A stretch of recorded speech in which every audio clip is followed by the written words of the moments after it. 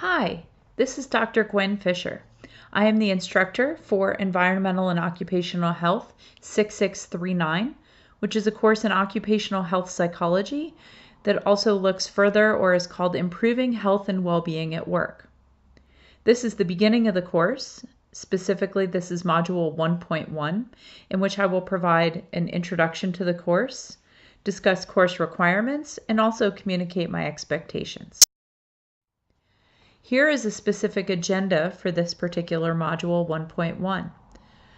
I will begin by providing an overview of the course, and then I will review the syllabus and tell you a little bit more about the course objectives, course format, the schedule, assignments, as well as expectations.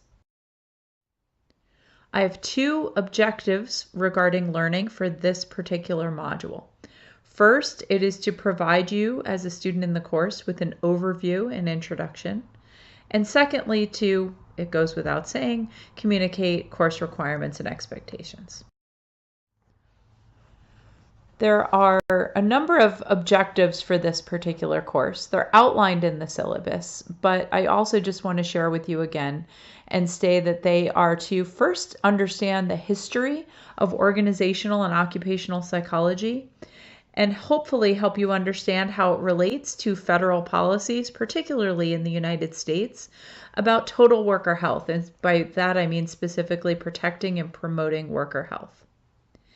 The second course objective is to provide an introduction and overview of organizational psychology, in which we will describe and discuss theoretical models and organizational contextual factors, what's happening in organizations more broadly that affects policies and procedures that have clear implications and impact worker safety, health, and well-being.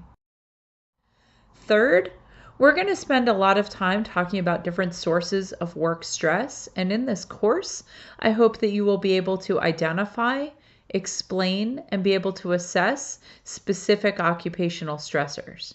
In other words, we can't really do anything to eliminate stressors and prevent them if we're not able to identify, explain them, figure out where they come from, and then move toward figuring out how to prevent them. A fourth course objective is to describe epidemiological evidence and determine how stressors relate to health protection and health promotion among workers. Next, number 5 is to be able to identify worker populations that we would consider to be high risk. Who are vulnerable workers in terms of industries and specific occupations? Sixth, course objective is to identify and explain what are the challenges as well as the ethical implications that are associated with organizational policies, and also as it relates to work design and interventions, especially for vulnerable worker populations in Colorado. Lastly, and very importantly, a course objective is to further develop your oral and written communication skills, especially pertaining to communicating with organizational leaders. Depending on the nature of your work, these may be clients, this might be your boss or other constituents.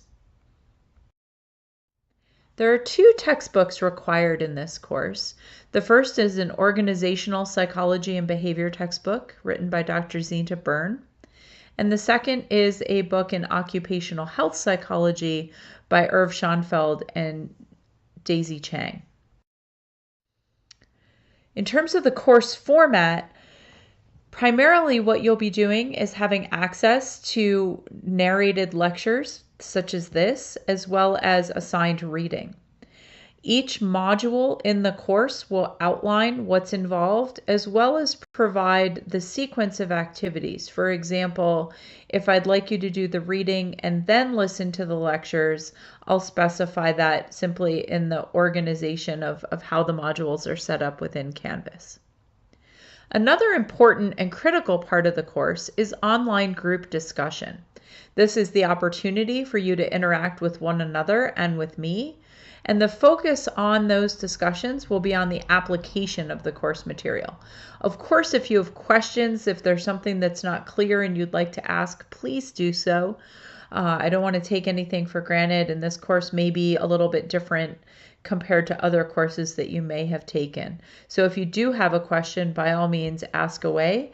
And beyond that, hopefully we'll be using this opportunity in group discussion to apply and synthesize the course material. The schedule for the course is available in the syllabus. Generally speaking, we'll be covering one topic per week. The due dates for assignments and those different topics are posted in the syllabus. With regard to the discussion posts, we're in general going to be doing original discussion posts on Mondays. That's where you pose a question to the class, and then everyone will have an opportunity to read those posts and then respond hopefully by Thursday. In terms of the requirements and how your performance in the course will be evaluated, there will be 2 written exams that are described in the syllabus as well as have dates posted there. Second will be to write a white paper, and a white paper is just a term for a relatively brief summary of the literature and a focus on practical recommendations. You will have the opportunity to choose any topic, generally speaking, related to occupational health psychology or organizational psychology for writing your paper, and summarize what we know from past research. What are the gaps? What are the issues that we still don't know? What are practical implications? In other words, what advice do you have for employers, for employees? And put all of that together. You can cite references for the paper. I can provide more guidelines in terms of the formatting. You can look at the assignment as it's posted on Canvas.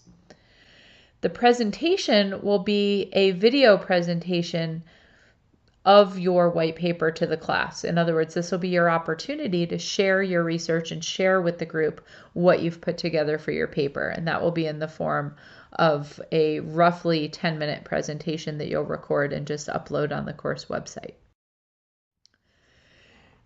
This slide describes the grade distribution. So online discussion really counts quite heavily in this course. 30% of your grade. The presentation that you give is worth 15%. The paper is worth 20%. And then the exams altogether are worth a total of 35%, 15% for the midterm and 20% for the final exam. The format for the midterm and the final exam will be very similar to one another. I will provide a list of generally broad questions that you will then have the opportunity to answer on your own. You will be able to use your notes in your course material. I just simply ask that you do the work independently, not as a group project and in collaboration with your classmates. It goes without saying, hopefully, that I expect academic integrity. You can familiarize yourself with the CU Code of Conduct. So generally speaking, what do I expect from you? Actually, let me back up. I got that backwards. What should you expect from me? Then we'll talk about what I expect from you. So what should you expect from the instructor? First of all, I should be knowledgeable about the course material. It's my hope that my expertise and knowledge about this material comes across during this course.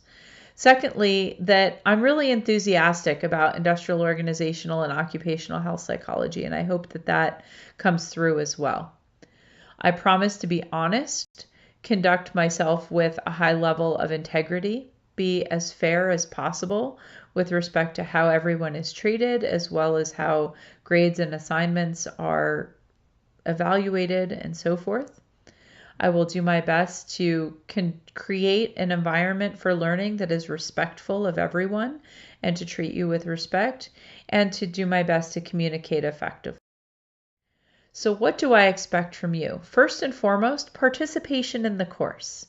Please engage in the online discussions, complete the assignments, please do what's expected. Life happens and life can get in the way sometimes. If something comes up, please just get in touch with me, communicate with me, let me know if something's going on that's interfering with your ability to participate and follow through in a timely manner on assignments. I also ask for you to return the notion of being honest, having integrity, being respectful of everybody in the course, and communicating effectively as well. In the next segment, we will talk about what is total worker health. Thank you for your time and attention.